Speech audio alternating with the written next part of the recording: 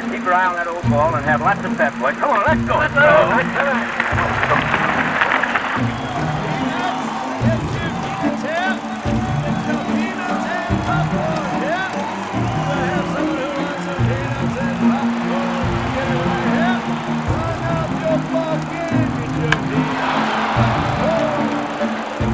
In 1914, a baseball team was formed, the likes of which America had never seen before. These players all had long hair, long beards, and were considered some of the greatest players to have ever played the game. Their teams would go on to win over 70% of their games, many years playing 160 or more games per year. They quickly became some of the most sought-after players by major and minor league teams in America, and were featured in the Spalding Baseball Digest, otherwise known as the Bible of Baseball. They were such an oddity that they were on the cover of the New York Times for being such a huge hit on the field. They were so highly valued that they had to start fielding 3 to 4 teams per year to fill all their schedules. They even played teams from the Negro Leagues before the color barrier was ever broken in Major League Baseball. With their first-of-its-kind night lighting system for baseball, the House of David changed the game forever. This whiskered team drew some of the largest baseball crowds in the history of the game and is heralded as one of the most fascinating and rare acts in history. This is the House of David's Bearded Boys of Baseball.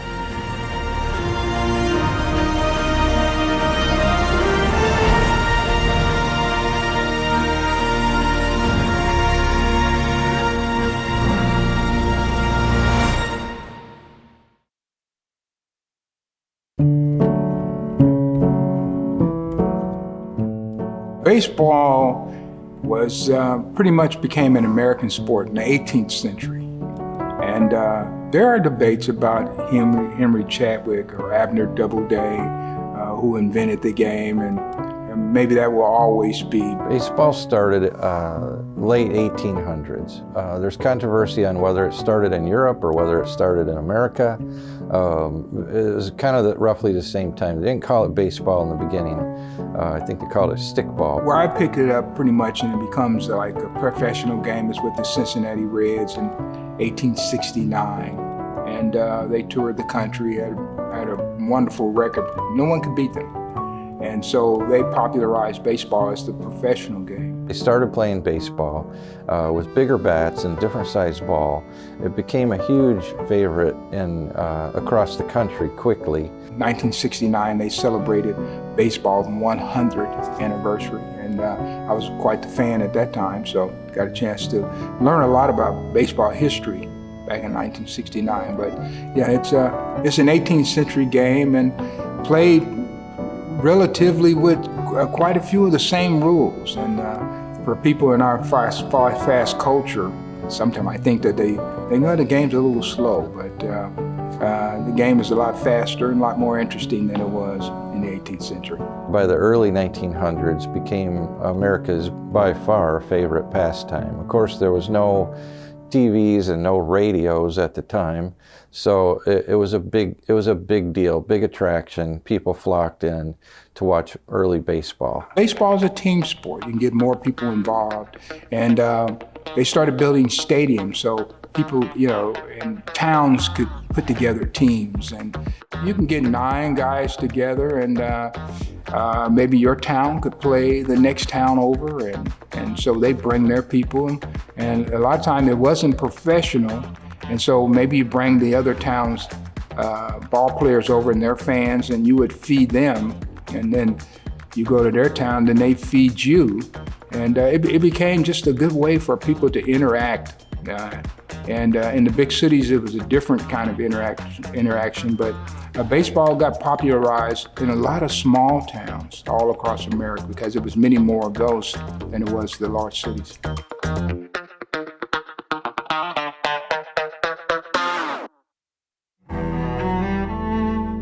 The House of David was known for so many things, but baseball might be the biggest. However improbable, a religious colony playing baseball at a semi-pro and professional level, the House of David did just that. Early on, Benjamin Purnell founded the House of David Park in 1903. He came from Paducah, Kentucky as an itinerant preacher, and he traveled in a covered preacher's wagon to Benton Harbor, Michigan, where he set up camp and started this Christian communal vegetarian celibate lifestyle called the House of David. People flocked in from all over the world, mainly because there were roots set down in all over Australia and the Netherlands and all over Europe prior to his arrival, even into America. So because of the people flocking in by the thousands, wanting to be part of the House of David, they also brought with them a massive amount of talent, athletic talent, from boys that were coming in, young men from all over the globe. And because Benjamin loved baseball, he knew there was a lot of pent-up energy in these young teenage boys because they couldn't be with the opposite sex, they couldn't have girlfriends, they couldn't do the things that our society is used to doing with men and women because they were celibate. They had a lot of pent-up energy, and he loved baseball and wanted to form a team. So in 1914, he got a group of guys together. The Talley brothers came from Arkansas, super talented baseball players. John Tucker and George Anderson had come from Australia to join, super talented players themselves. So he formed a team, and they started playing in 1914. They could get teams out of Chicago, which is, when you take baseball as an organizational concept, Chicago and New York had the most teams. And so you could bring teams out of Chicago to come down and play right in Benton Harbor. So it became entertainment for them. And they would bring black teams down. They were playing white teams down, the Marquettes, the Logan Squares, or who were white teams they might bring down, or they might bring down the Chicago Giants, the Leland Giants, and all of those teams had really good players. By 1915, they were a really great talent in Michigan, getting observed slowly by the country. They traveled all over Michigan. Teams came here to play them in Benton Harbor, and they won the Michigan State Championship that year in 1915. Then after that, it took off. By 1917, they were featured in the Spalding Baseball Digest, which is like the Bible of baseball, or at least it was for a century. They were talked about as an oddity that was winning teams and taking America by storm. And by 1919, they were on the front page of the New York Times. They were on front page of papers all over America. They were getting asked to play in tournaments around the country. They had teams coming here because by that time they had their own stadium right there by the House of David Amusement Park and adjacent to the House of David Round Top Train Depot, which still exists to this day. House of David built a wonderful park, and that was the early origin. They hadn't gone on the road, but occasionally they would go to Chicago and they would play those same teams. And so, but many teams came originally to Benton Harbor, and that was the introduction of letting the world know that you had this great baseball right in Benton Harbor. So it was the same time frame that they had just built a giant world championship boxing arena for the world heavyweight bout. And so they took a lot of that lumber and they moved it over and they built their own baseball stadium, and it was big and quite nice. And they became a huge attraction. Part of their baseball stadium was that the men had to sit on one floor of the stadium and the women on another floor. They kept them completely separated, which the people didn't care. That was their rule. But they packed that stadium, and in the beginning they would have Model A's and Model T's that would surround the baseball field, and even out in the outfield they would have the old Model T's and Model A cars and Studebakers as a wall to designate a home run. Early on in American baseball, it was all Caucasians because of the fact of the prejudice in the United States. And so baseball, sadly, was a sport of the white man. About 1920, the Negro guys got together and started forming their own league. And today it's called the Negro Leagues. And they ran together from 1920 or so to all the way through the mid-1950s. And then, at the time that Jackie Robinson broke into the majors, that's when they didn't have to have their own leagues. And because of the fact that the House of David was such an oddity and such a huge draw, that was a neat way of partnering with a team that couldn't even walk in the stadium before and get together and travel the country together. They attracted a lot of black teams to this area, and this was before 1920. So the Negro National League was organized in 1920, but they were already bringing black teams to Benton Harbor. They made quite an attraction. And, especially I'm thinking of like in St. Joe, Benton Harbor, the community was really looking forward to seeing the Negro team play against the House of David team. And the Negro teams also often would have a comedian or do crazy things.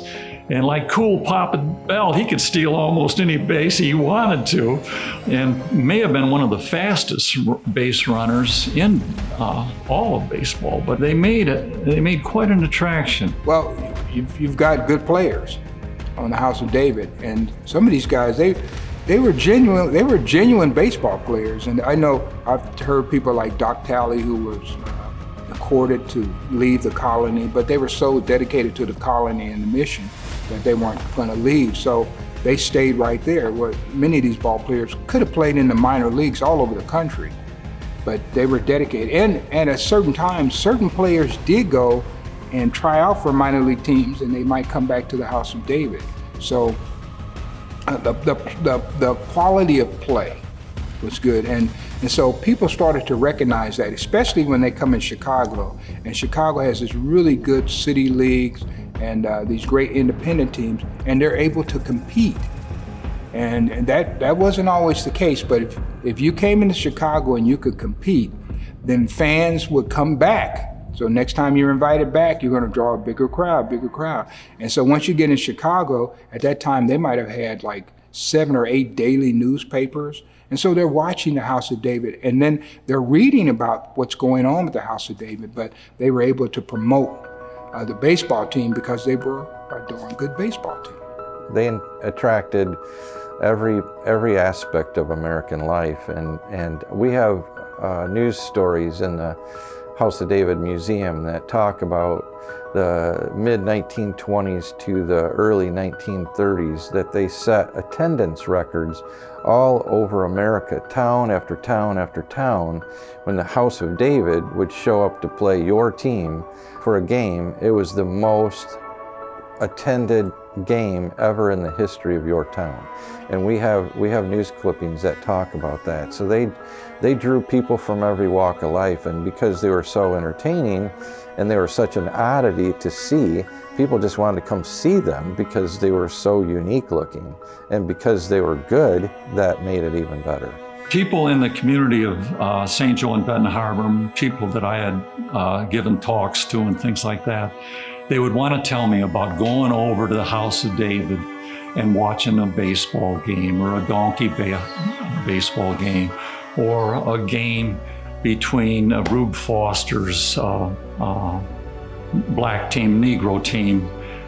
They just had a great time. History shows that the House of David was mainly the only white team that played kind of in the Negro leagues, because they did partner with the Kansas City Monarchs and the Homestead Grays very early on. And because of the fact that the House of David wouldn't cut their hair and shave, because they thought that man should be in the likeness of Jesus, so they quoted the scripture in Leviticus that thou shalt not round thy chin nor thy forehead, or something to that effect.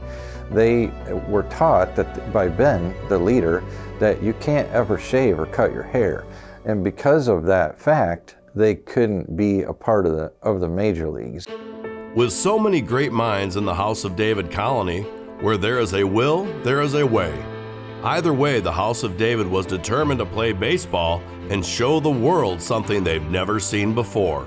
First of all, I think it's going to be great because the amusement park is going to attract people outside of the colony. The baseball is going to attract people from outside of the colony. So now it's everything gets more traction because you're using two very popular things, entertainment and sports, and you bring it together. And it's a concept that many teams are still using. Because of the fact that the House of David was the leading amusement park in America for many years and only was behind Disney after Disney opened and only behind maybe Coney Island for a short time, they packed their amusement park with over 500,000 people a year, sometimes way more. So they owned steamships on the Great Lakes and owned all the trolley cars and the bus lines, and people flocked in because it was a gigantic attraction. It was pretty exciting. My Aunt Uni and Uncle Stan would go to a ball game, and they'd park in front of our little house, which like the little Dutch house on the hillside there, just up from the midget autos. They would park there, and we would walk across that train bridge over to the zoo, and from the zoo into the ballpark. And they like baseball too. And so I would go along with them a lot of times to watch the ball games. Well, if you had a stadium, you had more flexibility. There were teams, especially in Chicago, who had no stadium, but they had great teams. So they had to wait for an open date. You have your stadium, you can book people, you create your own open dates. And so the House of David, probably in their planning for this coming summer, you would start in the winter time, and you're going to schedule which teams you want to come.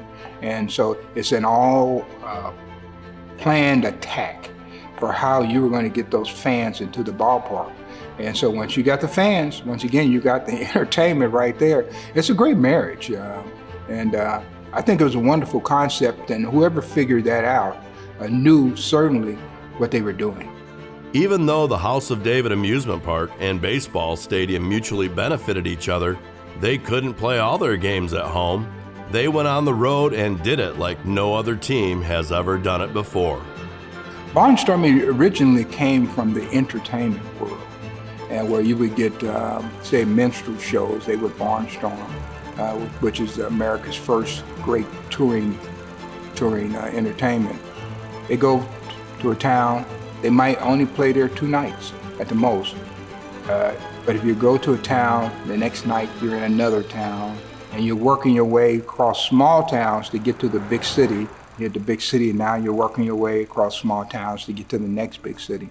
But you're playing somewhere different, either every night or every other night. Maybe 3 nights at the most you would be in one town, but you're constantly moving. You're on the train, and later on you're on the bus. At one time you're in the car. The House of David started in cars, and then they graduated to the bus. Back in the 1920s, they called these teams like the House of David and like Kansas City Monarchs and Homestead Grays and Piney Woods Negroes, and a lot of the teams, they were great teams. They were pro talent teams, no doubt about it, semi-pro some years at worst.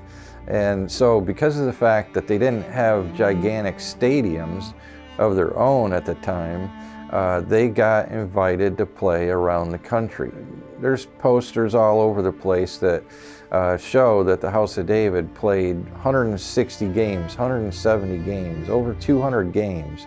And they called that barnstorming because they would play, they'd go out to a farmer's field where he had his cows and the barn for the cattle out there, and they would have they would call it cow patties they would use for bases, and they would barnstorm and play anybody and everybody that invited them to play. If they could fit into their schedule, they'd go. They'd play in your corporate Studebaker Stadium, or they'd play out in a cow pasture. They didn't care. Well, one thing, the House of David was never associated with the minor league. The teams, the places where black teams played outside of Chicago and where the best crowds were, eventually a lot of those cities joined minor leagues. So when they join a minor league, so now they don't have the open dates that they used to have. The House of David, because they had no affiliation, had open dates. So they could always bring, and black teams could always come here, and it was a good stop. But the black teams lost many of their stops because if it got really good and people knew they could make money there, they'd form a minor league. And so the House of David being unattached to a minor league was to the benefit of the black teams to be able to come here because it was a good game. The House of David stopped touring Barnstorming in '36. I think that was the last team that was on the road. But they still would have a local team that would play there at the grounds. It was a moneymaker. You know, they would bring in local teams and play against them, and it was fun. Now, they were never as accomplished players as the teams that had gone on the road. At that time, the challenges of being on the road and playing black teams made for interesting obstacles when it came to the necessities of life. Where to sleep, what to eat. I suspect, though, that there were communities in which maybe there was a difficulty getting into a restaurant or a place to stay. Speaking for the House of David, they didn't stay in the best places. And you got an allowance, but you ate with the team if you're going to eat that allowance. But a lot of the Gentile guys, they didn't really care about eating with the team. But I had a couple of Gentile players that said, you know, I had to go back and check on those Israelite boys, see if they were keeping the vegetarian. You know, they didn't all keep the vegetarian diet. One of the coolest stories I've ever known about relating to the House of David and baseball was a story that Lloyd Dager told me way back. And Lloyd was one of my mentors from the House of David that I was great friends with for almost 25 years. And he was a catcher starting in 1926 for the House of David team and played through 1940. And he told me about the years that the House of David, and specifically his father as the driver of the Studebaker buses. Frank Weiland was a ex-professional boxer turned bodyguard that would put on a baseball uniform.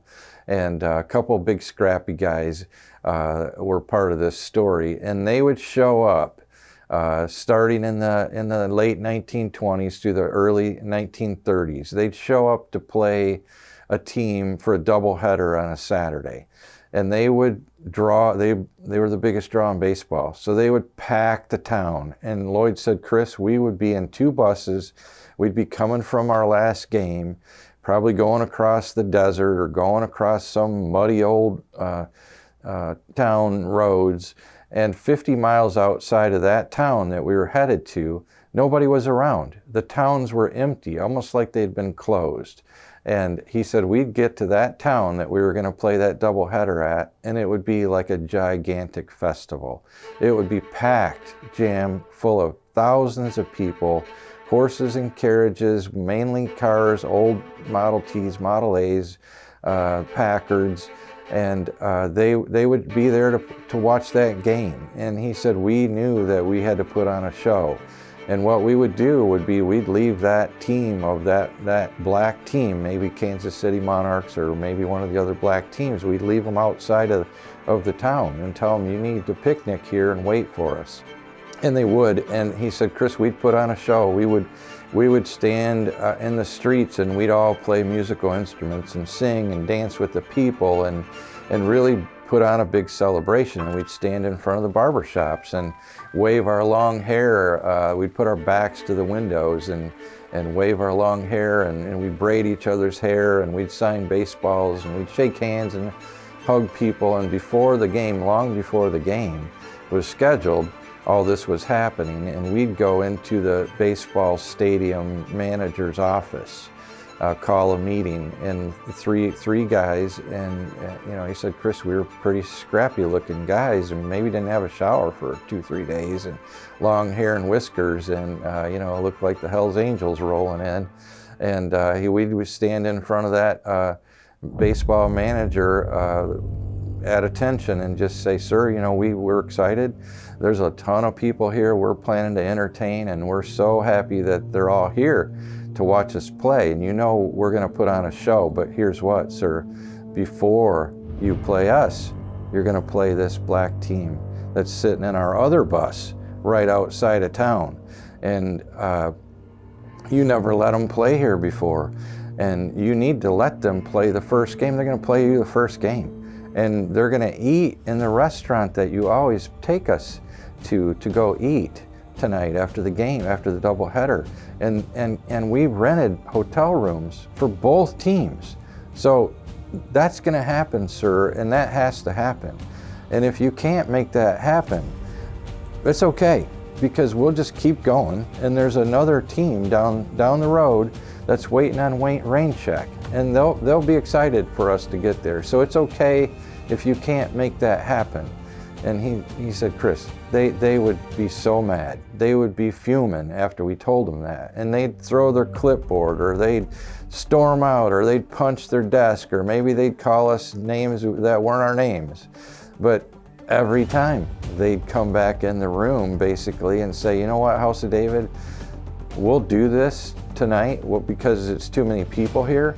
We'll do that, but don't you ever expect us to come back to your town. We're never going to invite you back. That's it. You're done. And he said, Chris, we put on an amazing show.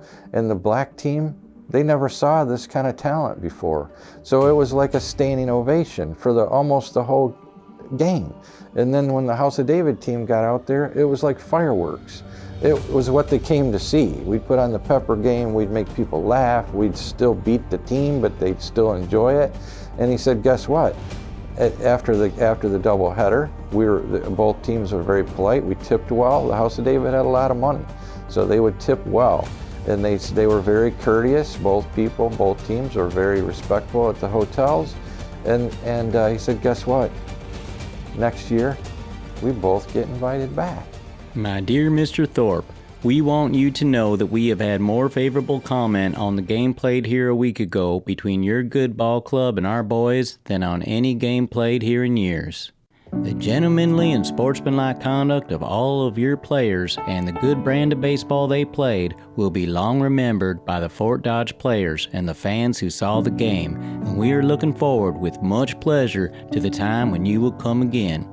Sincerely yours, Fort Dodge Baseball Club, H.W. Schultz, Manager.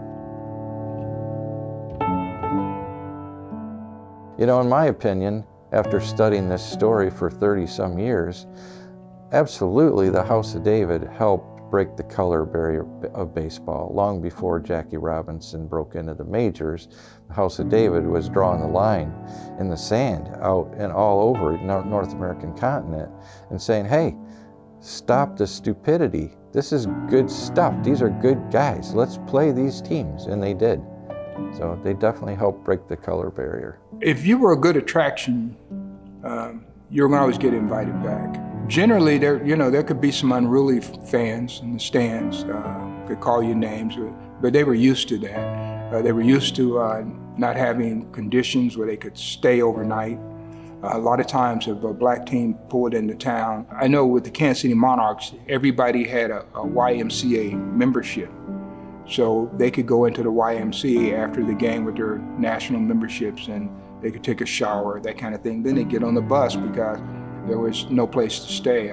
I know I was talking to a guy named Piper Davis once, and he said they played a small town and there was no hotel and there was really no black people there that they could room with or anything like that. So the local sheriff said, I know I can put you. He put them in jail overnight. So they slept in the jail, and the next day they were off to the next town. It was different. The other thing was eating. I asked one Negro League ball player, I said, what's your best memories of barnstorming? And he said, hunger.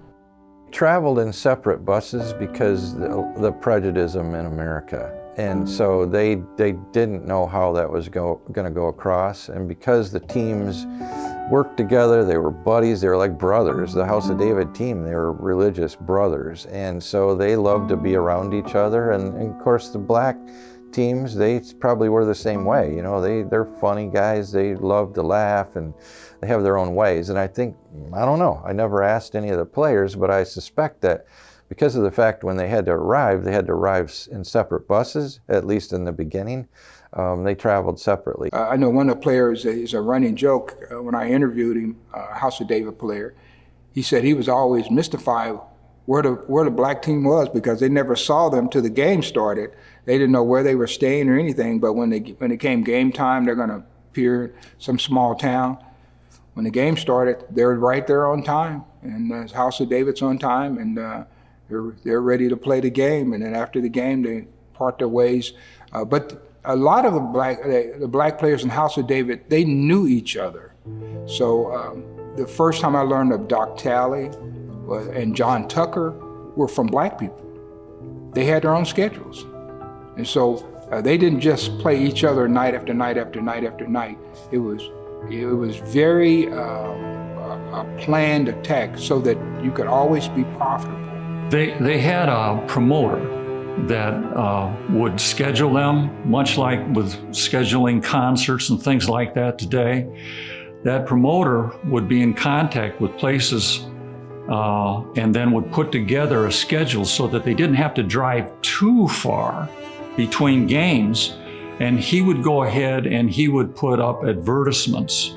The House of David is going to be here, famous, long-haired team come to town, never lost a game, a century, whatever, crazy things.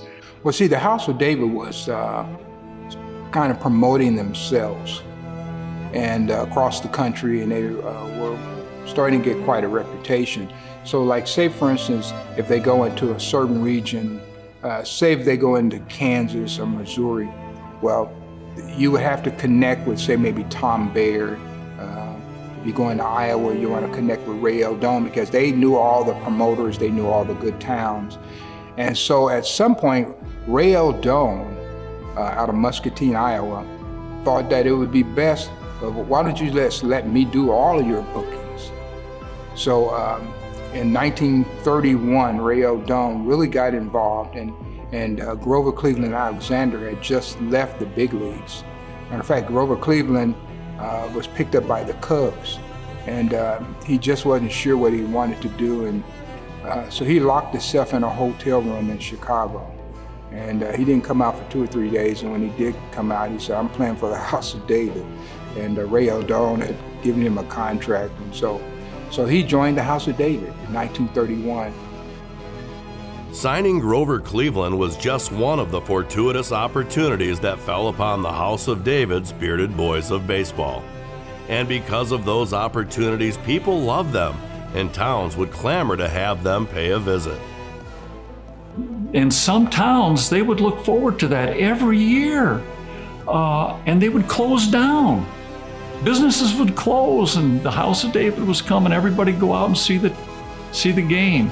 So they had it well organized, and believe me when I say this, when Grover Cleveland Alexander's team, one of them, well, the one that he was managing, played against the Negro Leagues, they teamed up with the Kansas City Monarchs, and they played for, I don't know, over a month against the same, they would be billed as Grover Cleveland Alexander against Satchel Page, and they would pitch the first 2 or 3 innings, those two guys.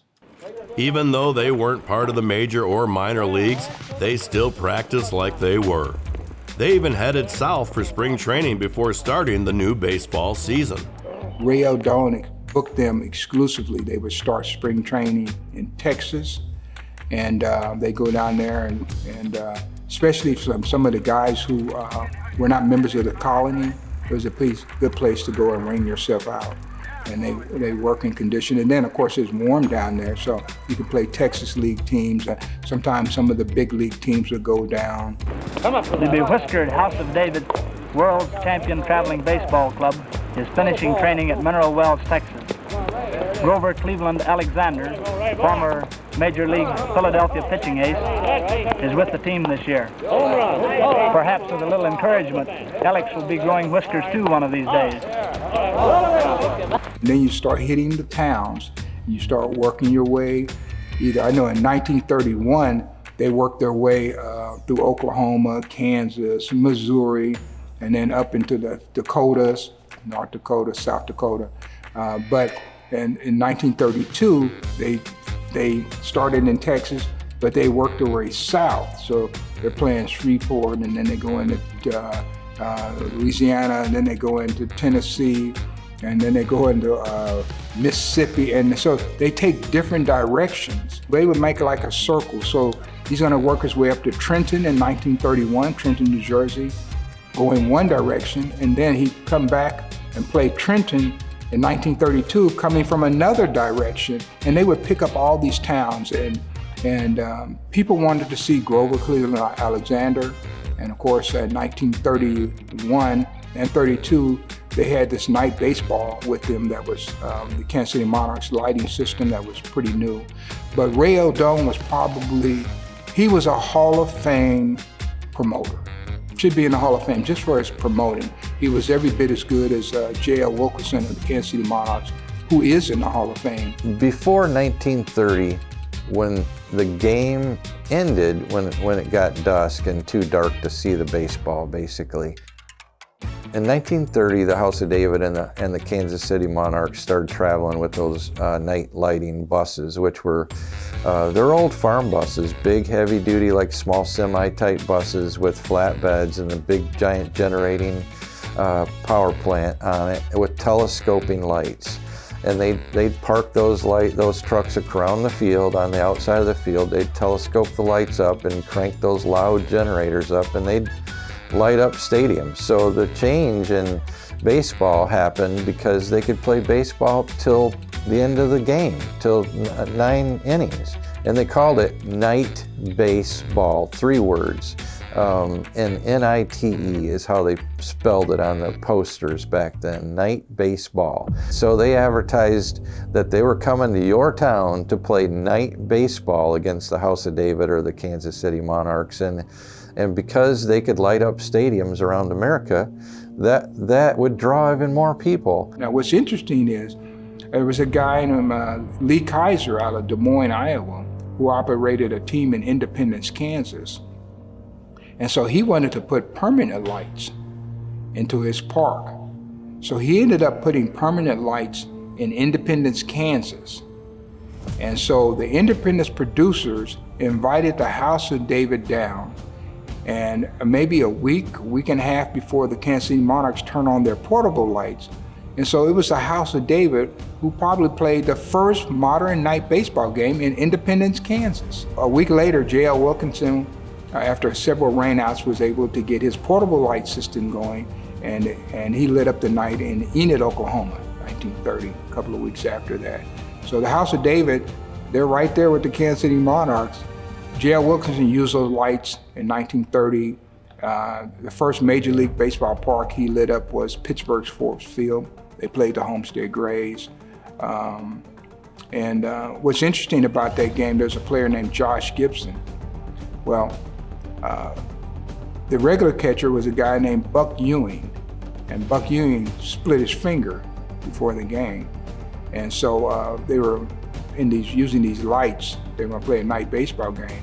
And so they had a couple of other guys who were substitutes, and they refused to go behind the plate because they just didn't like these lights. I'm not gonna be able to see the ball well enough. You gotta keep in mind that our lights in our house are probably better than those lights they were using then.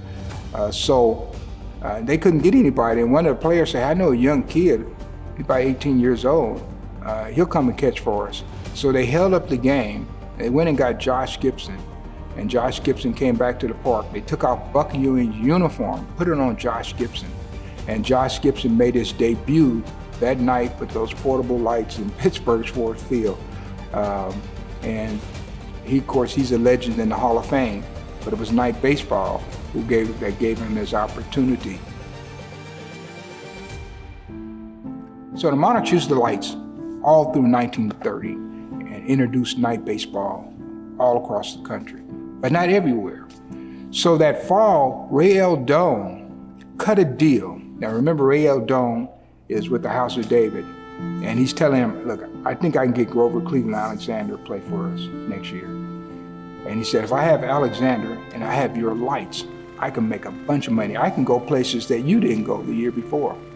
So he cuts a deal with the Kansas City Monarchs, gets their entire lighting crew, and gets the lights, and the Monarchs lease him the lights. So now they're still making money off of this. Ray L. Doan has the lights, the House of David now has the lights, and they're touring across the country playing night baseball. And so many of the places that the Monarchs did not play the first night baseball game, the House of David played the first night baseball game using the same lights. Well, you know, by the mid-1930s, these stadiums figured out we don't have to have the House of David show up to light our stadium. We can build our own lighting systems. So they didn't do that for very long, but for about 4.5, 5 years, they traveled with those old farm trucks with their lighting systems. And that definitely changed the face of baseball, and after that they played in lighted stadiums they still do to this day. When I was growing up, the first night baseball game in modern times was played at Cincinnati's Crosley Field. Well, in 1931, using the Kansas City Monarchs lights, they were used to light up Cincinnati's Crosley Field. And they would only use Grover Cleveland and Alexander because the House of David touring team had too many players who had jumped minor league contracts. And so they didn't want to upset these minor league organizations, and they had some rules in baseball. So they said, look, we'll use the lights, we'll use Grover Cleveland, he's gonna wear his House of David uniform, and we're gonna bring in some local semi-professional players to support them instead of the House of David, these rebel guys that are with the House of David, and we're gonna play against the Cincinnati Reds. So Grover Cleveland actually pitched in Crosley Field with the lights prior to 1935, the game that is recognized against the Cincinnati Reds. You know, I think because of the Monarchs' success story and because of the fact that they were a gigantic draw in baseball, the House of David really, it was appealing to them to partner with them, and vice versa. So the Monarchs, some places in American history give the House of David credit for having the first night lighting system in 1930.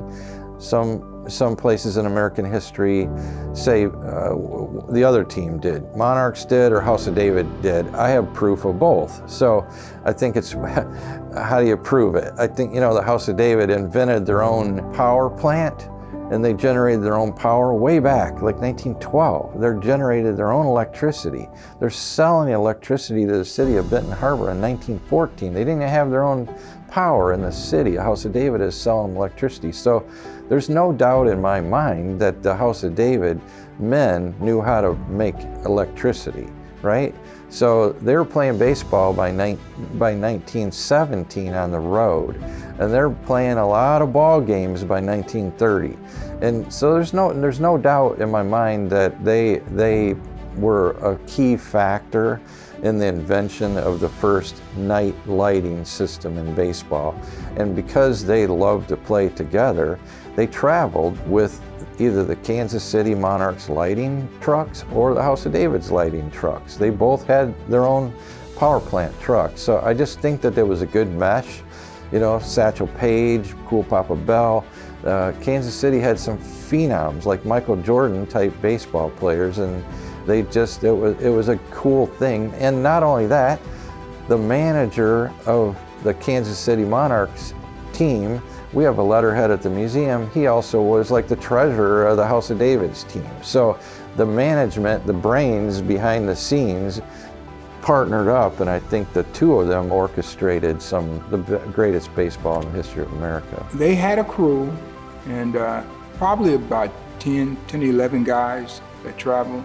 It's kind of interesting because I see pictures of, there was one black guy that was with him, and all the way through. He's with him in 30, he's with him in 31, and I haven't seen many pictures from 32, but I know he's with him in 31 for sure. It was a big undertaking, but these guys, since they have been doing the erection of the lights for 2 years, they could come in and you give them, well, at first, when they started putting lights, you know, they had to get there a whole day before.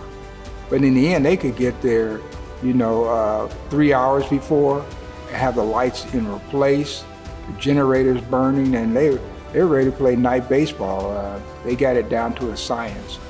But the first people to light up the night were teams like the Kansas City Monarchs, House of David. Lighting up the night forever changed the game of baseball. Ask any player about playing under the lights and they will tell you there is nothing quite like it.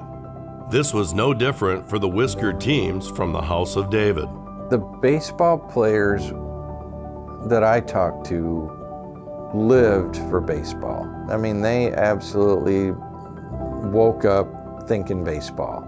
And, you know, I mean, it got to the extreme of, like Lloyd Dager, even his 90s, he's watching baseball every single day on TV. If the Cubs aren't on, the Tigers are on, or he's going to watch the Yankees. I mean, that's in their blood, like thick and deep. And because they loved playing baseball together, and they're brothers per se in the faith, it just worked out really cool. You know, they played baseball, you know, like Lloyd was interviewed by Fox TV, and he said it's just his life was about getting out and playing ball. They loved ball, and maybe because they all had the same beliefs, they ate the same, they ate together every day. They couldn't cut their hair, shave, they'd braid each other's hairs. It was like brothers. It really was like brothers, you know, and I think that just made for a really unique and cool situation. When you think of baseball history, if you want to ever talk about any players who truly played for the love of the game, it would have to be teams that were in the Negro Leagues and the House of David, because they traveled more than anyone. And they did not make the money that these guys in the big leagues were traveling by train. They'd have 5-game, you know, a 4-game series, and they're going to sit in some major cities. You're playing small towns. And the adventure of getting to a small town, because you never know what you're going to see when you get there. A lot of these towns, you know, they have the main street or the city square. Some of them look alike, but many of them look different. The feeling of being on the road can be a powerful emotion. When traveling all over North America and doing it for years, it just becomes part of life. And for the bearded boys of baseball, it was life. With so many games, so many countless miles, the House of David's Diamond Warriors brought their brand of baseball to cities and towns across the country. They played 160 to 190 or 200 games a year. They traveled, I mean, you think about it, one-way trip to California is 2,000 miles, and they would go out west, they would go down into South America, they would travel up and win the Calgary Roundups in Canada. So, you know, they'd travel the East Coast, so they had thousands of miles. They were probably ordering their clothes and their supplies through the Sears and Roebuck catalog. So they were happy to see you. You know, I think it's a certain excitement that comes for people who travel a lot. I know it's been that way for me. And, but they traveled without air conditioning. And I know the first year, the House of David, before they got a bus in the 1930s, about mid-1930s, they were traveling by car.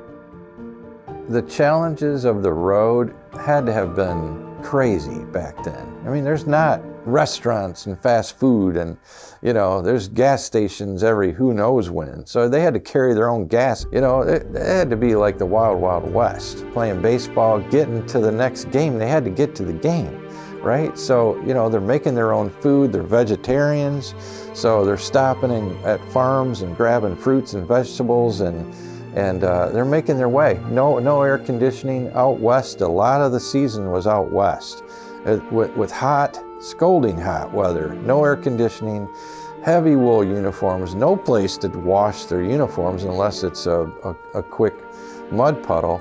And it was interesting times, definitely challenging. They might even still have on, not their baseball suit, but a jacket, and it might be a hot day. So just, there's one thing of traveling without air conditioning in the hot summer, right? Especially going across places like Oklahoma and South Dakota and things like that. I can just imagine what that was. Then when they did get out of the bus, they're gonna be wearing wool uniforms. And with House of David, with the extra hair, the wool uniforms, no air conditioner. I don't know even where they wash these uniforms.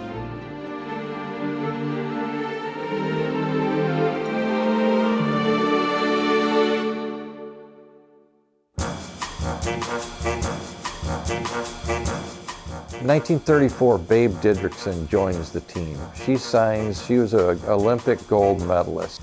She loved to play baseball, and so she was an awesome pitcher and very well known. And she joined the team in 1934, and she started playing for a couple seasons with the House of David. She would not ride that bus. No way. She'd ride the bus. There was interviews with her that said, those guys stink so bad, I paid a driver to drive my Oldsmobile, or whatever it was that she had, across the country, because those conditions on that bus were nasty and ripe, and there was no way I was gonna go. So the House of David helped her pay for her gas to get to the games. But that tells you, the conditions on those buses were pretty harsh. Some of the cool stuff that they told, some of the stories was that, they had these old rough, rugged Studebaker and Packard buses, and they'd travel the country in these buses. And sometimes in the beginning, there's pictures of them with old Model T and Model A cars with the House of David painted on the back with who they're versus whoever they're going to play and the date. And then they had stacks of tires because these cars didn't have good tires, so they constantly went flat. They had tires tied to the sides of these cars and on the top, and there was a line of them following each other with all the players. So they were out playing ball. They didn't care how. Lloyd said, Chris, we'd get stuck in a bad rainstorm out on muddy roads out west, and we'd have a dang flat on the bus, and we'd have to get a bunch of guys and pick part of the bus up so we could change the tire. We'd be covered in mud and wet, and we'd go play a ball game. We didn't care. And he said, a lot of times there was 2-3 days we didn't have a shower. We didn't care. We were playing heavy wool uniforms and whiskers and long hair. It was just a way of life. They just loved baseball. I think for baseball players who love that kind of life, they love the game and they love to travel. And they live their life out of suitcases. And they enjoyed that. So they married all of that, and it was just a great adventure. And the adventure was different for a guy who's in the major leagues or in a minor league where they're playing a certain region. I mean, these guys would start in Texas, and they might end up, in Niagara Falls, up by Niagara Falls. They're gonna see all of this. So if you ever talk to a baseball player who was well-traveled, they were generally really interesting because by any city you mention, they had been there. So in 1927, December of 1927, Benjamin Purnell dies of tuberculosis. And at that time, there was massive confusion, pandemonium, just unsurety as far as what do we do now? Here's our leader that taught us to come here from whatever part of the world we were on, and we're going to live forever. We were going to live into paradise on earth. That was their belief. Now he's gone, and he didn't say he was ever going to die. So, of course, his wife, Mary, who was with him when he arrived at Benton Harbor in his covered wagon, and who was kind of a co-leader with him, she rightfully wanted to be the leader then after he passed. Well, Judge H.T. Dewhurst had other thoughts. So Judge Dewhurst had kind of seen the writing on the wall that Benjamin was passing. And he didn't want Mary to be the leader. He wanted to be the leader himself, and he knew the law really well in Michigan. And they went at each other. And eventually she was evicted from the House of David colony and asked to leave and given a portion of the money and a portion of the holdings. She went across the street and down the road about 1,000 feet and started what she called the Israelite House of David as reorganized by Mary Purnell. She took with her George Anderson, Doc Talley, John Tucker, all those three superstar baseball players that were part of the famous Pepper game. They left and went with Mary's faction, as did about half the members, and she started her own teams. She started in the beginning calling themselves House of David, just like the original House of David. And then the courts had to step in and say, you can play and call yourself House of David, but you have to designate the difference in the teams with the I. They had great teams. They played just about anybody and everybody just like the original team, and they went on to play, like I said, through into the 50s. The Israelite team for Mary's faction did.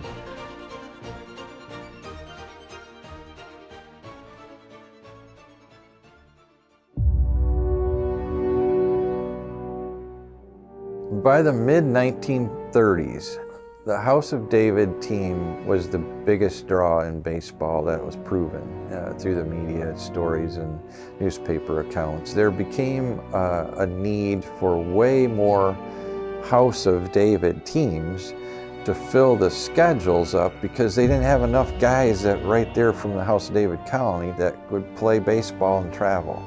So there became a huge need to figure out how do we get more House of David teams out there. And they decided early on that they would franchise teams. So Ray Doan was a big promoter from the South. He wanted to have House of David teams, as did Lewis Murphy, another huge promoter, big tie to the Negro Leagues.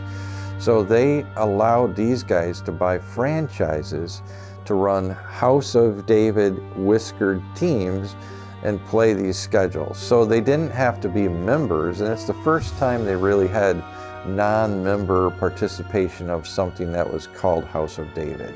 They had to pay their franchise fee. The guys could recruit players from all over the North American continent, whoever thought they were the best. They had to grow their whiskers and don't shave till the end of the year. And that was part of the deal, was that they traveled. They weren't members. A lot of them didn't have long hair, but they had whiskers. And to get paid, you had to keep your whiskers until the last game and hand in their uniform to get your last check. And so for many years, there was 4, 5, even 6 teams running around the country called House of David baseball teams. Well, it wasn't very long before those guys didn't want to pay those franchise fees. Their teams were so popular and they were getting such a huge draw, they thought, you know what, we don't need to pay House of David. We're just going to play. We're going to do what we want. And Lloyd used to say, Chris, we'd show up to towns, mainly out east in New York teams. We'd show up to these towns on the East Coast, and the townspeople would say, well, you were just here 2 weeks ago. And he said, Lloyd would say, Chris, we weren't. It was not us. So it was these fake teams, we call them imposter teams, that ran around America calling themselves House of David. So those documents from the New York Supreme Court are still around that say you can't play baseball and have whiskers and call yourself House of David. You can play baseball with whiskers and long hair, but you can't call yourself House of David. But there was many years, because of technology, they would just find out after the fact. They didn't have a way of getting the word out that wasn't allowed. So there were imposter teams. A lot of them were based out of the East Coast. Some were based out west. And that's just a cool part of the story. A lot of, there was some guys that wrote a book about House of David baseball early on, and they didn't want to talk about the imposter teams. I think it's a big part of the story. I mean, who's good enough to have fake teams running around being you when it's not you? The Cuban House of David, organized in 1931, was Sid Pollock's team. They played all across the nation, but they ended up around Omaha and Council Bluffs area. And that's when they collided with Ray Eldon, who was promoting the House of David through that same area. Of course, Ray Eldon was from Iowa. And he didn't like what they were doing because they were cheapening the House of David name. They were not connected to the colony or anything. So he sued Sid Pollock to stop using the House of David name.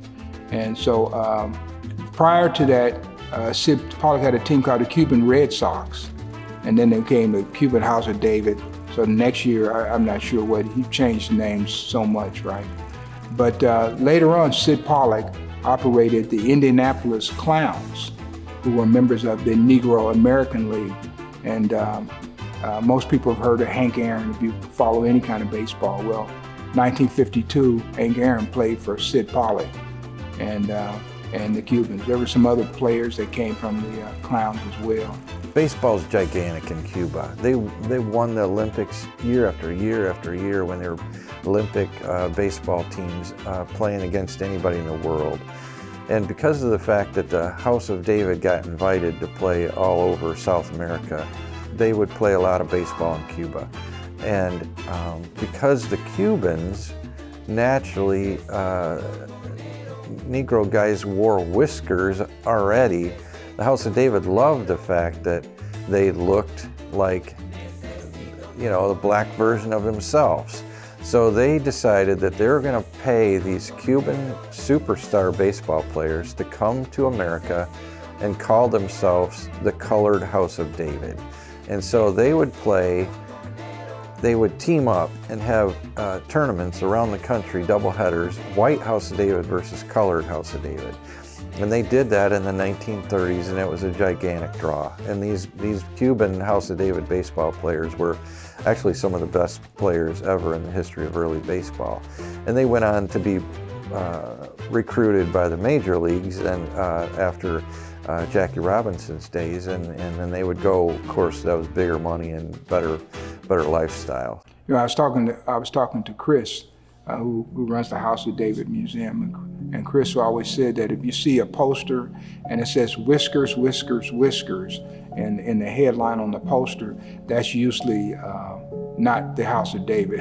That's one of the imposter teams. That was a cool part of that chapter, was the Cubans came up and played, calling themselves the Colored House of David. There was also a team out of, I think, Mississippi that called themselves Van Dyke's Colored House of David. I talked to one of the players who played for the Colored House of David, and he said some of the guys couldn't grow very good beards. He said, so the next year they changed the name of the team to the Colored Van Dykes. And so they could grow a Van Dyke, but they couldn't grow a really good beard. That in itself was fascinating. And they were traveling at a time where most Americans, especially prior to World War II, they didn't get 50, 100, 200 miles from home. And these guys were all over the country. So I think that the three elements of the excitement of travel, living out of the suitcase, playing a sport they love, and getting paid for it kind of summarizes that whole experience. And it was something they loved to do, and they did it well. One of the greatest players to suit up in a House of David uniform was Doc Talley. His love for the game is what might have caught Benjamin Purnell's eye and sparked the idea of baseball at the House of David. I think Benjamin probably saw them playing baseball amongst each other in the fields behind the big Shiloh mansion, and possibly that's where he got the idea started to form a team. And ended up Jess Talley, they called him Doc Talley, was one of the greatest players of the history of the whole House of David team. He's definitely one of the top ones. He was a shortstop and second baseman, and so he played along with John Tucker and George Anderson and the likes of those guys. Great home run hitter. Reportedly hit over 500 home runs.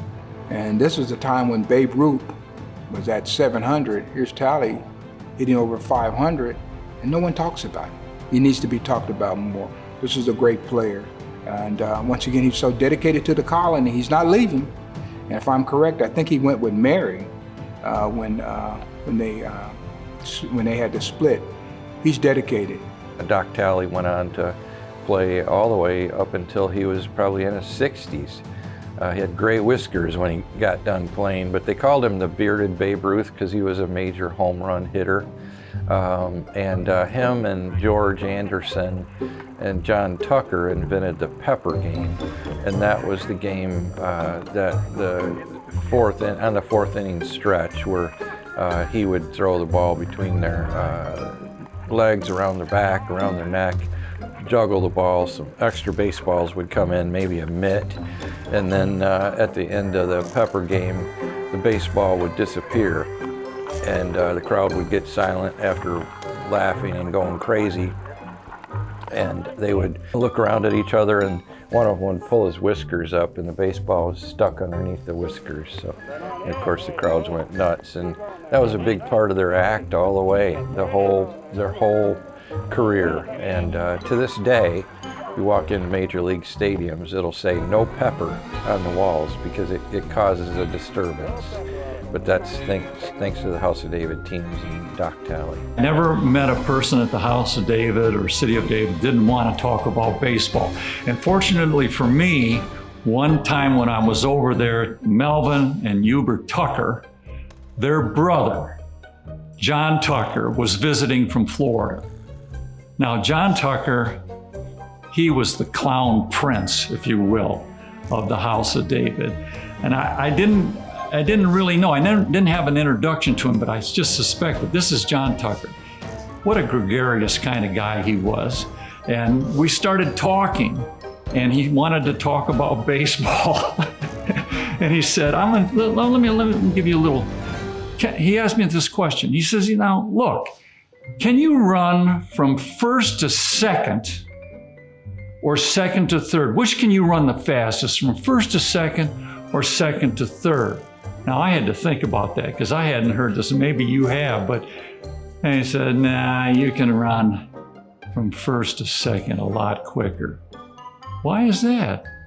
Well, there's a shortstop between a second and third, And he said, let's go a little bit further here. Let me give you a little bit of my philosophy of life. I've had a good life. He says, look, don't bring work home with you.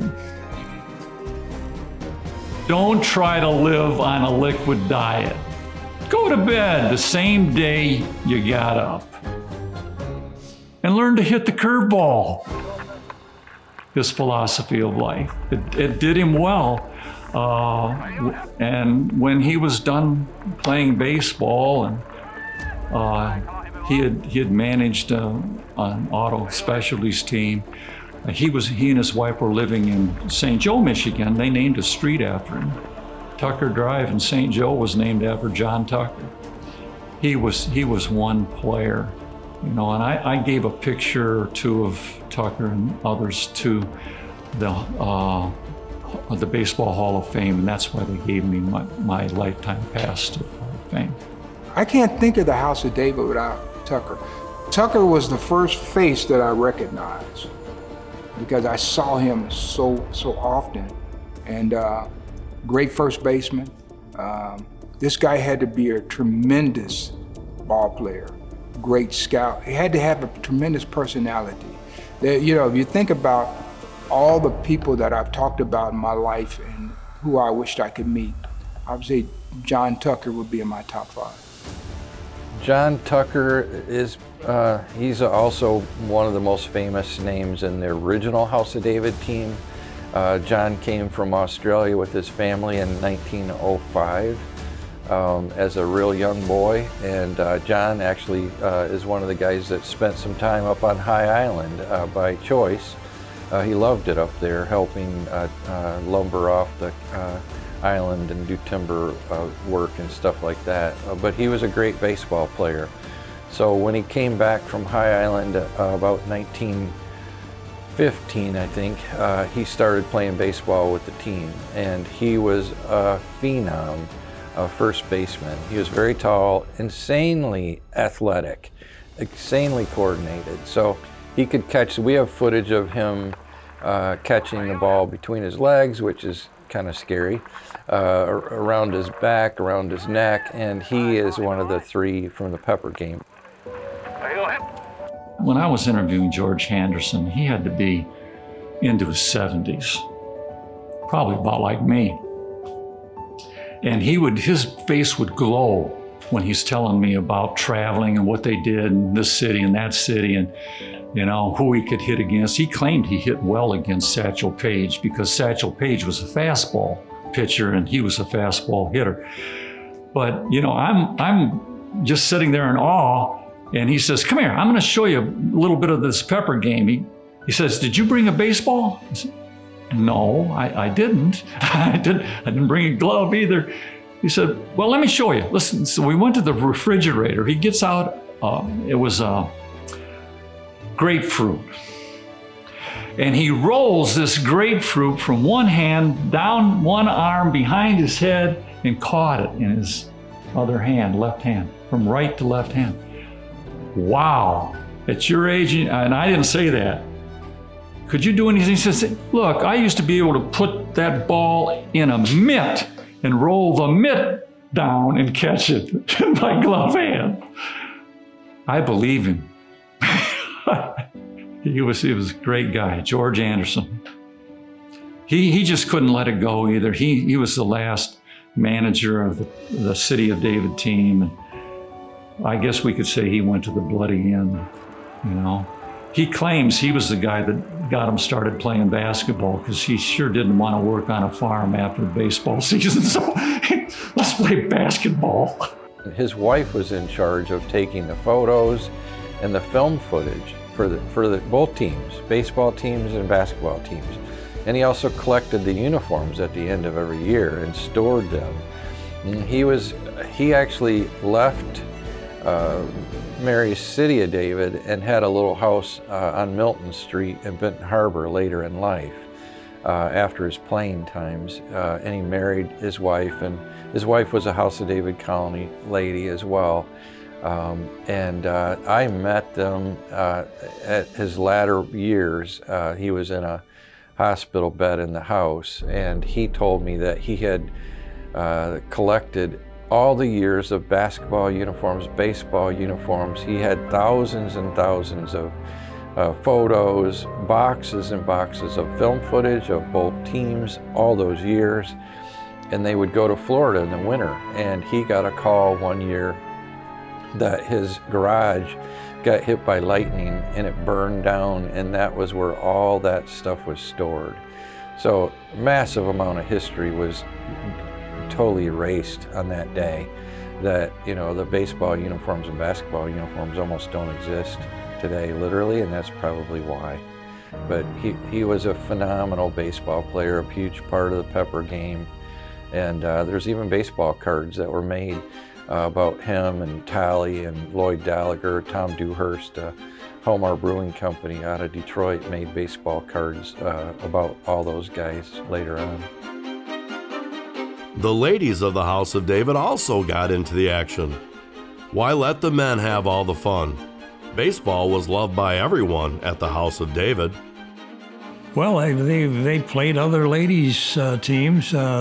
They always thought that because of their long hair, that a lot of their professional ball players would slip in and be playing with the ladies, but I don't think that ever happened. They wouldn't do that. That was always kind of a controversy, whether they would slip somebody in there that was one of the regular ball player. When you think of women in baseball, there's a few names, I think 3 names that really stand out for me. It's going to be Jackie Mitchell, Babe Didrikson, and Toni Stone. Toni Stone was exclusively Negro Leagues. Babe Didrikson, exclusively House of David. Jackie Mitchell, I think she even got into a little minor league baseball, but she certainly pitched for the House of David. These are marquee names, and they're marquee attractions that get people in the ballpark. And so those are my top 3, and I think every young lady should know about those 3 ladies. Jackie Mitchell is in baseball history as being the only person to strike out Lou Gehrig and Babe Ruth in the same game. What was an exhibition game? And I don't know what she had on the ball, but I tell you what, they carried that promotion that she struck out Babe Ruth and Lou Gehrig. She probably died with that reputation, because there were a lot of big league pitchers who couldn't say they struck out Babe Ruth and Lou Gehrig in succession in a major league game. And because of the fact that those two were the biggest names in baseball, and because she was a female, they tried to blackball her from baseball. So everything that was in history at that time referring to her was burned, was torn up, destroyed. And so they tried to get rid of her records. It's proven that now, all these years later, 90 years later, that it really happened, and they took her out. They wanted her out of Major League Baseball completely. So the House of David hired her, and she was a superstar baseball player. We have a ton of photos and information about her at the museum. There's been books written about her. There's been a series on Fox TV written about her that we shared a lot of photos with that helped make that come together. But she's quite a piece of history in American baseball. Didrikson was probably one of your finest female athletes of her era, no doubt about it. She never went to college, yet she ran in the Olympics. So somebody knew that she had speed. She played professional basketball. But then she started messing around with baseball, and they found out that she could throw pretty good for a girl. As a matter of fact, they said Burley Grimes, who saw her toss the spitball, said her spitball was better than his, and he was one of the last players who could legally throw the spitball in the major leagues. So Babe was a legitimate athlete. In addition to that, she became a professional golfer. And you can still find Wilson golf clubs with her signature model. And today, because of that, she's in the Golf Hall of Fame. And but she joined the House of David. She would come out and she would play maybe 1 or 2 innings. She did the same thing Grover Cleveland did. But many people had never seen a lady playing with the guys. And of course, she would come out and she would pitch, and yeah, she was quite the draw. Of course, like Grover Cleveland, he never had to grow a beard. Matter of fact, they paid him not to grow a beard, so he got extra $1 a day because he didn't have to shave, or he did shave. And so, but when Didrikson came to the team, it was a funny thing. Fans would come up and they would joke with her and say, "Where's your beard? Why don't you have a beard?" And so she just got tired of it. And so one person asked her, "Where's your whiskers?" She said, "I'm sitting on them." In the early 1930s, I can't remember what year she won the Olympic gold medal, but she was Olympic track star and Olympic gold medal golfer and world championship golfer, but she loved baseball. The House of David got wind of that, and they were looking for a draw, and they were already a huge draw, but they had many teams traveling. So in 1934, they signed Babe Didrikson to come pitch for them. And there's some pretty awesome photos of her standing with Tom Dewhurst and Bob Dewhurst and Dave Harrison. So obviously she played with the original House of David team versus Mary's team. And she was a phenom pitcher. She went down striking out a whole lot of talented players in the 1934-35 season that she played with the House of David. Arguably one of the best pitchers in baseball, Grover Cleveland Alexander spent many years after retirement showing the world he still had what it took to be competitive. Even after a successful career in Major League Baseball, his competitive fire could not be extinguished. Come on, get that ball around.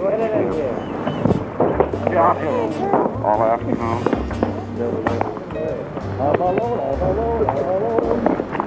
Grover Cleveland would come in and he would pitch 1 inning, maybe 2.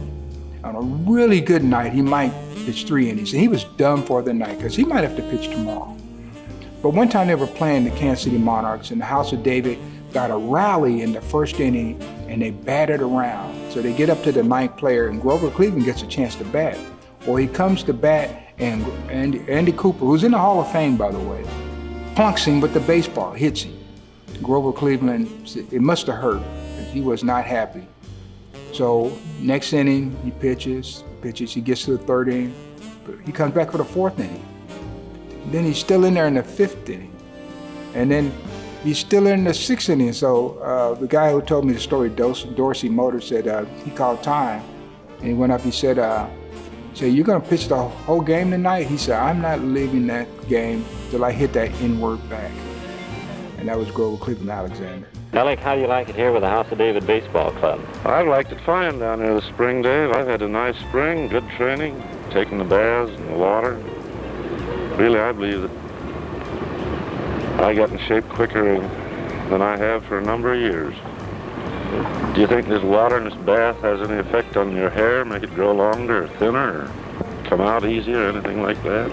Yes, it's very good. Well, I don't have to be bothered with long hair unless I want to, so if we get where there's no barbers and run out of Gillette, so I may have a beard one of these days, too. They used to say it. Well, they used to say all I need was a shave and a haircut and I was ready to pitch, so all you boys with your beards and long hair, I won't even have to shave now to get ready. I can just walk out there and start pitching. Yes, that's right, Alec. The very end of his career after Grover Cleveland in 1935 was his last year with the House of David.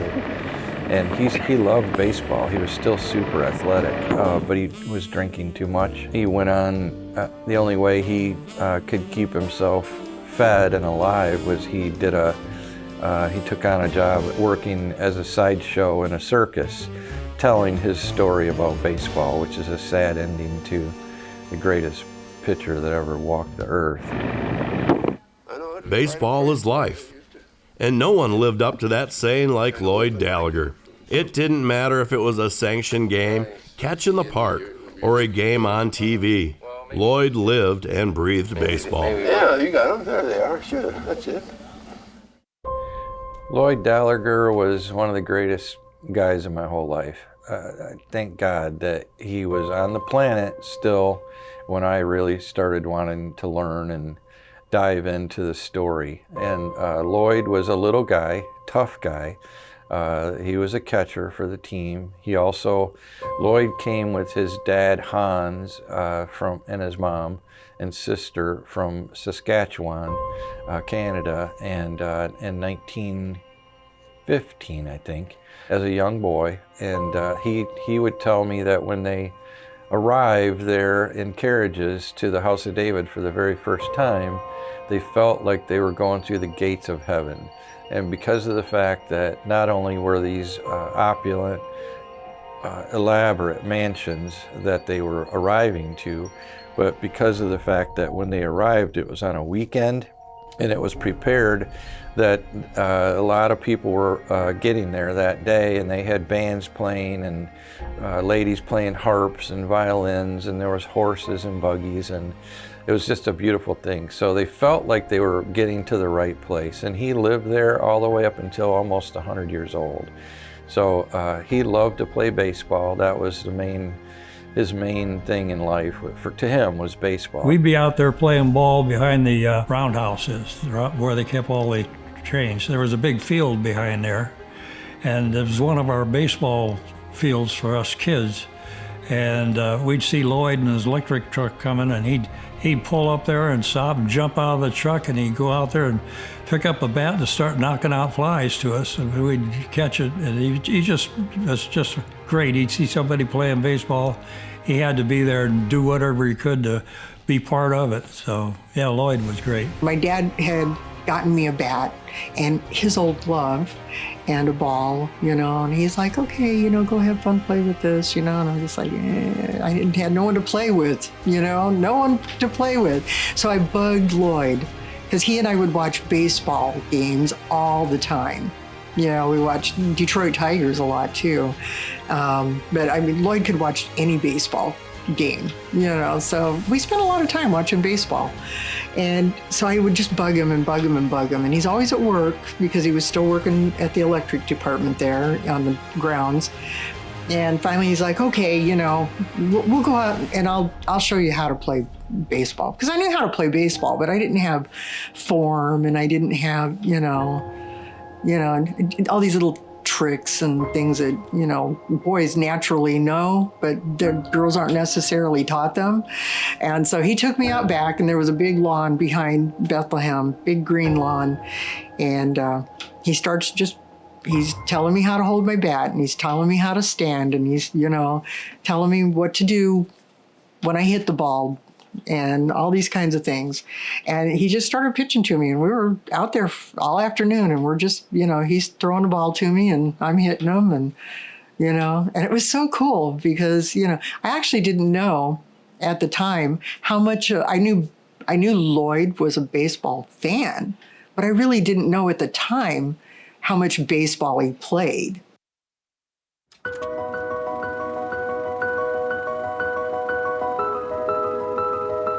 Sometimes even the bus driver got into the action. Chet Bush's father drove the bus and was a fill-in when duty called. He was a backup for Eddie Deal, who was their primary catcher at the time, during that time. And if the catcher got hurt, which they did quite a bit, not a whole lot, but they didn't have the protection back in those days that they have now.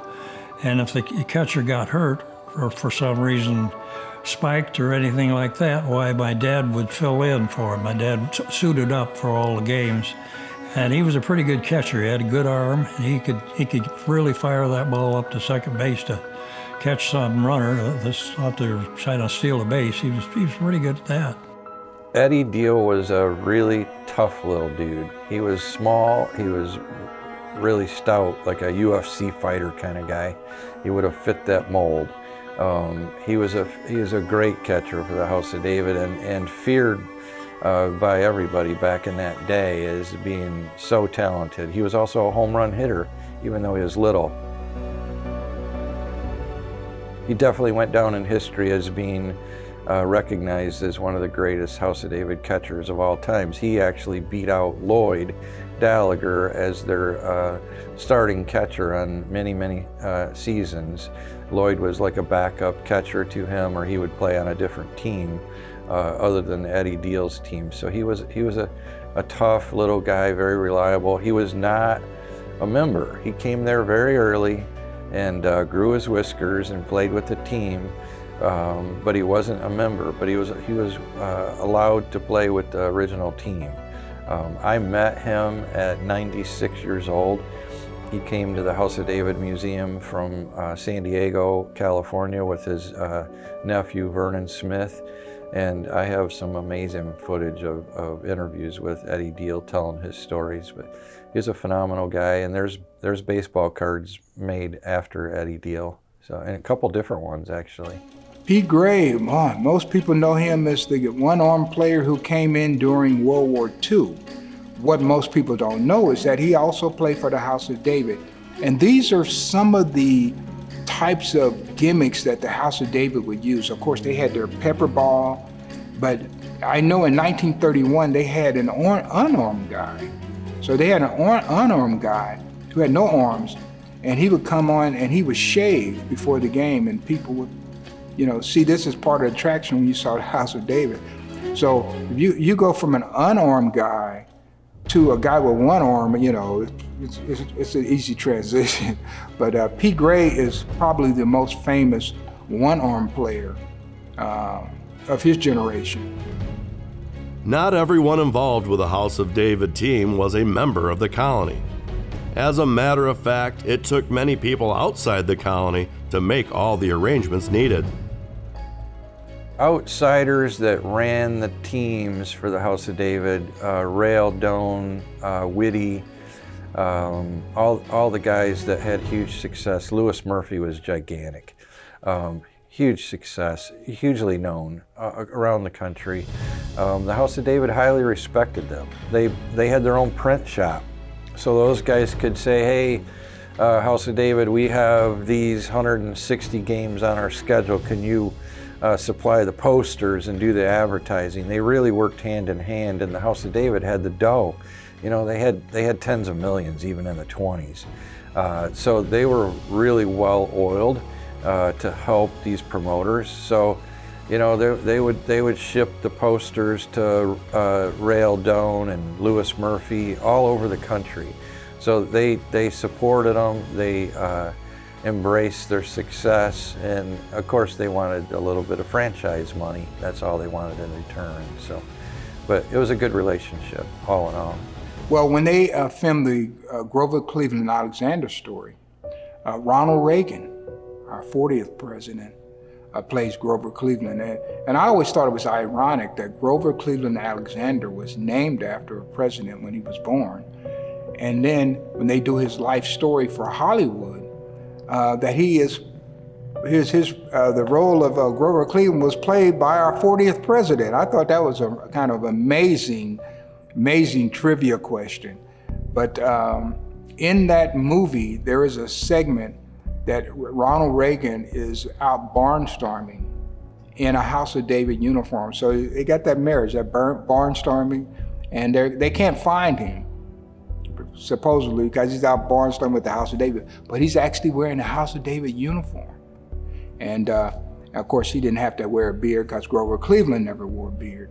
And but yeah, it's ironic that it made it into our culture and lasting. That movie's made in 1950. So and really, if you're going to tell Grover Cleveland Alexander's story, you have to tell the part about the House of David because it is really interesting. Red Skelton did a movie about the team. Even Richard Pryor, Bingo Long and the All-Stars or something like that. He featured the House of David baseball team. So it was a really big conversation piece that drew the attention of Hollywood and the world for a lot of years. The House of David uniqueness drew the attention of the whole planet. And because of the success of the baseball teams, of the bands, of the vaudeville shows, of the amusement park, the eyes of the media and Hollywood were really on the House of David. With all that outside attention, it would be easy just to sit back and play. But the House of David's Bearded Boys of Baseball, it wasn't just a baseball game, it was a show. They incorporated family fun into their games just like major and minor league teams are doing to this very day. It's all about getting the fans into the ballpark. They were cutting edge. A lot of the East Coast teams actually had clowns that were part of the House of David baseball game, where the clowns would entertain the fans and the kids, and so they did so much that was so outside a baseball game that we know today.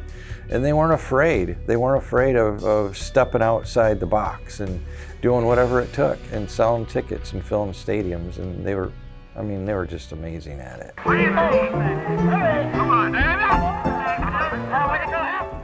Baseball itself is entertainment. And if you go to a Major League Baseball game today, especially minor league games, they're bringing in, they have mascots and they're doing all kinds of things in between the innings and things like that. Well, that's not new. There's a foundation for that. And the House of David were part of that foundation. They had their pepper ball. Pepper ball, they might come in the 7th inning, depending on how the game was rolling. And they want, they're going to promote that they've got the pepper ball. And you heard about the House of David, everybody heard of this pepper ball, and it's kind of a sleight of hand kind of thing. And so people wanted to see it as part of the entertainment. So they would hang on just to see that. And then they would play the donkey ball. Donkey baseball is played like regular baseball. All fielders must ride donkeys except the pitcher and catcher. The pitcher and catcher cannot field over 10 feet on either side of their regular positions.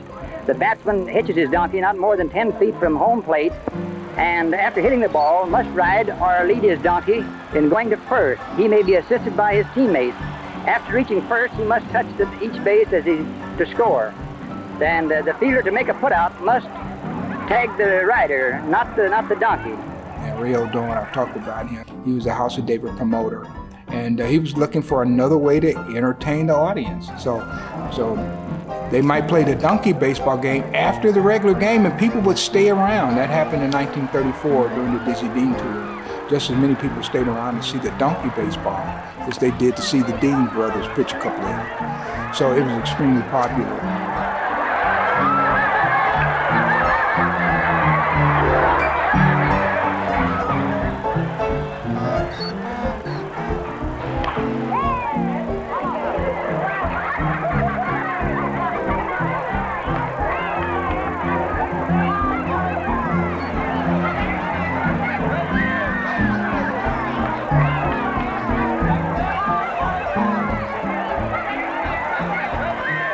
And then you bring in, like you said, you have ex-Major League players that were marquee names already.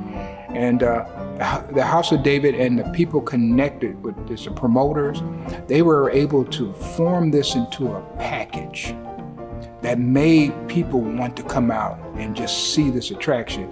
And at the top of that attraction are these bearded guys, and they're wearing these long flowing beards, long hair. It was totally unique for that time. Now, I always have to tell young people when they see pictures of the House of David, these are not hippies from the 1960s.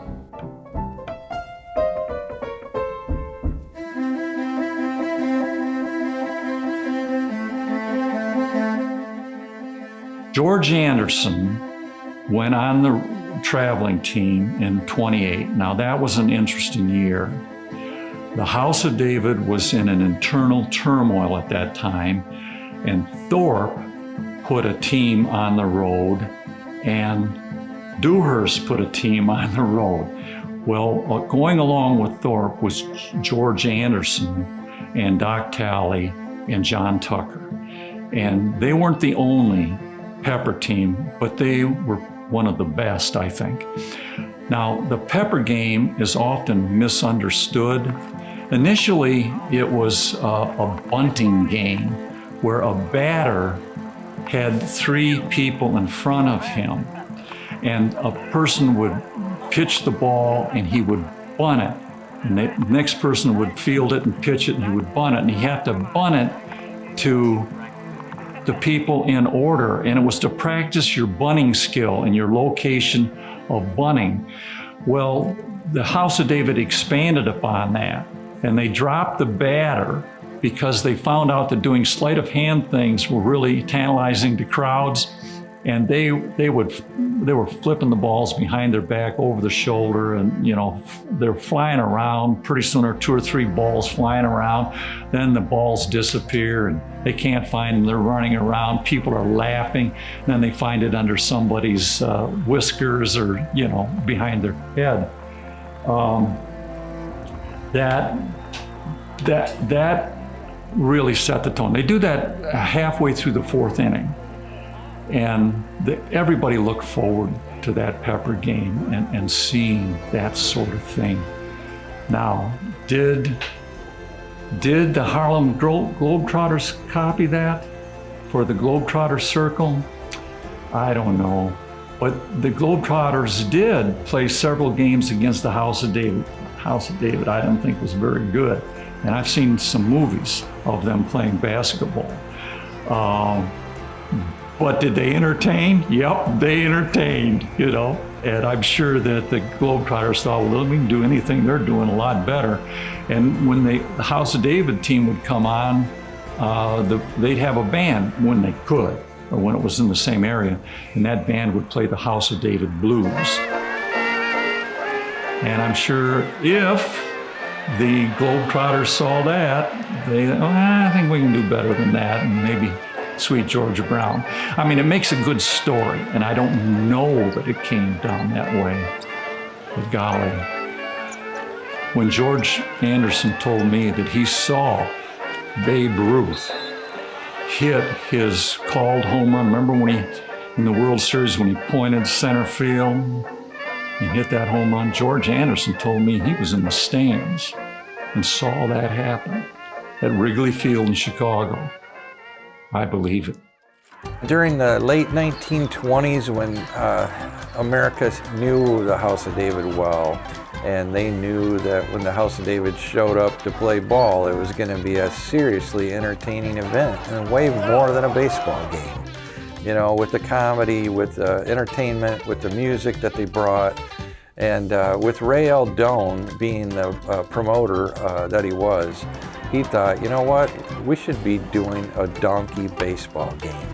And so he's the very first one in America that thought of that, and he was the manager and the promoter of the House of David at that time. So they started showing up to play donkey baseball. They'd bring trailers full of donkeys, and they would have the donkey, and of course this would pack the stadiums even with little kids now because of the comedy of the donkey baseball. But they would have a donkey standing next to home plate. The guy would crack a hit. He'd have to jump on the donkey and get to first base. His players would try to help the donkey get there by pulling it, by pushing it. It was hilarious. Tons of laughter.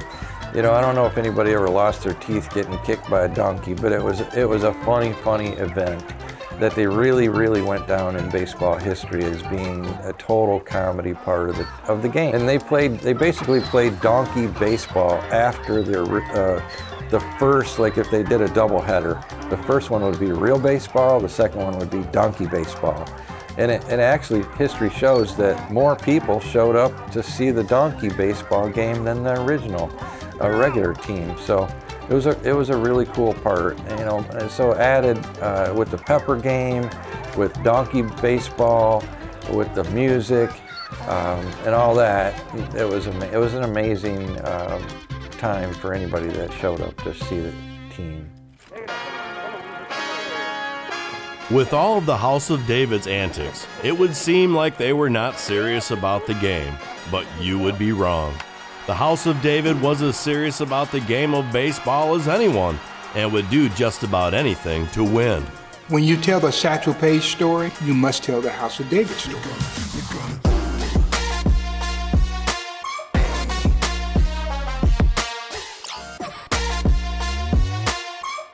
In 1934, this was a time that baseball wasn't integrated, especially at the tournament level. So you have the House of David playing in the Denver Post tournament, and they want to win this tournament. The tournament brings in their first African-American team to compete, and it's the Kansas City Monarchs. Well, the House of David have been playing the Monarchs all across the country, so they know how good the Monarchs are.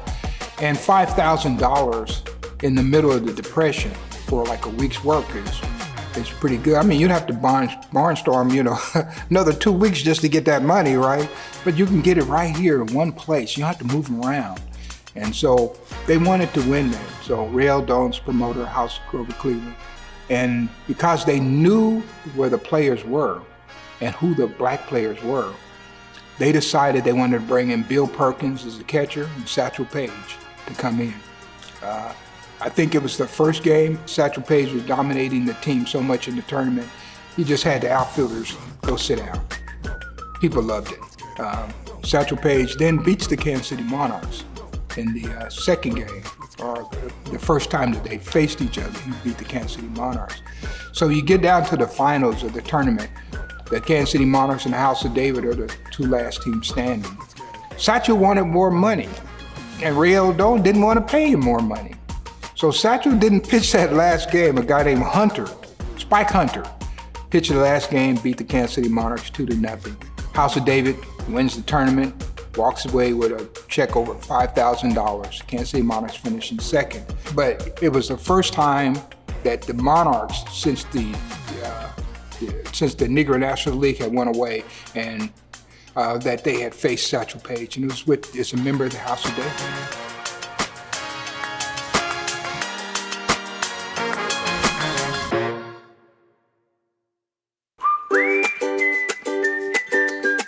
The full measure of the House of David's impact on baseball may never be realized, but we do know this: they changed the game for the better, and their memory shall live on forever. But I think that there's a story that is yet to be told. It's when we talk about their players, we never talk about what they achieved. No, we don't talk about any type of statistics. We don't talk about, like they said, Talley had 500 home runs. Nobody's bothered to look for those home runs. Nobody's bothered to see how many games Grover Cleveland pitched, how many games they played against African American teams, what they did to break down the injustice that was across this country through just playing a little game called baseball.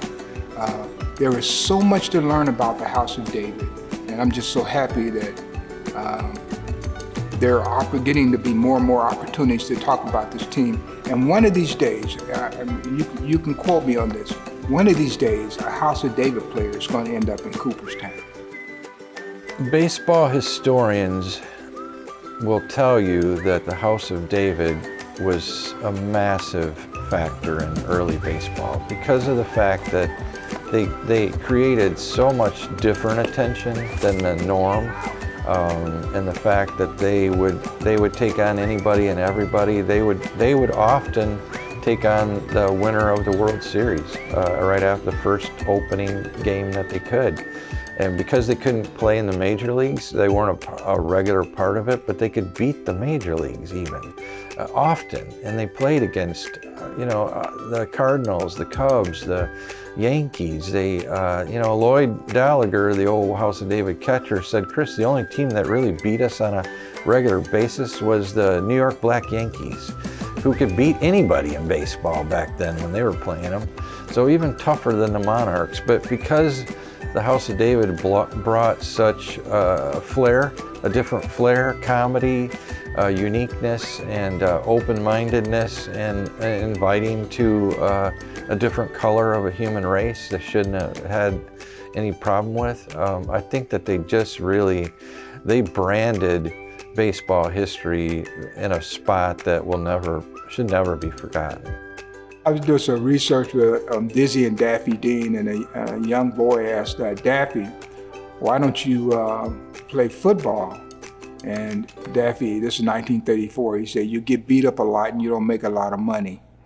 That was his reason why he didn't want to play football. So quite different than today. I guess they don't mind getting beat up.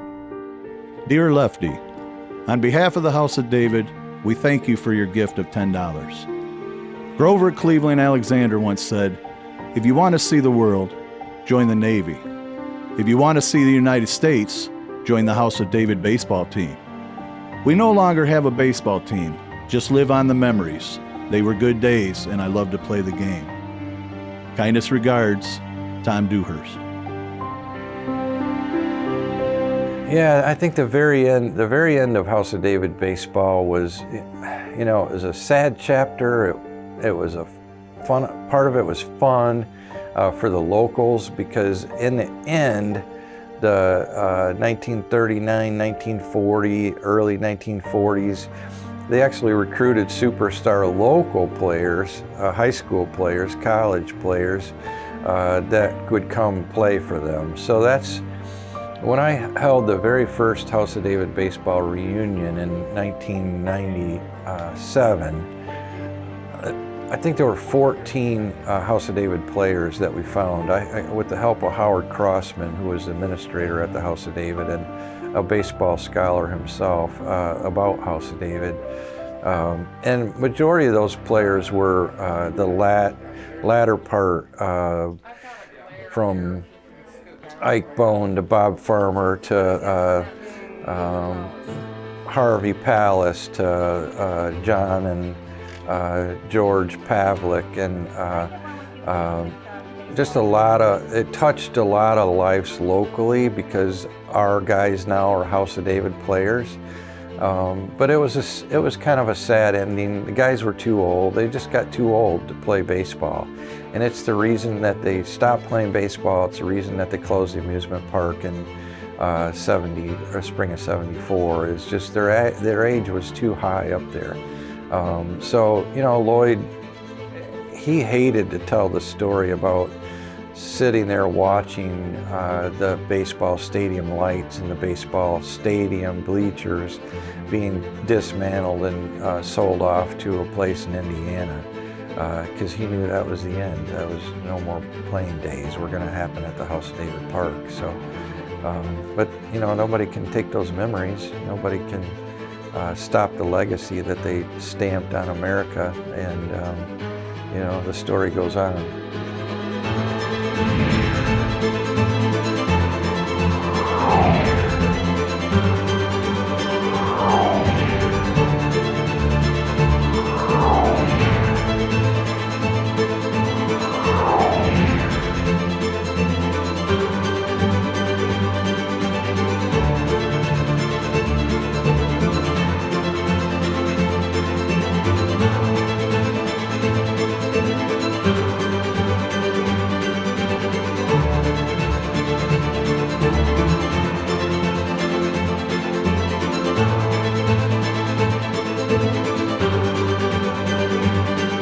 Bye.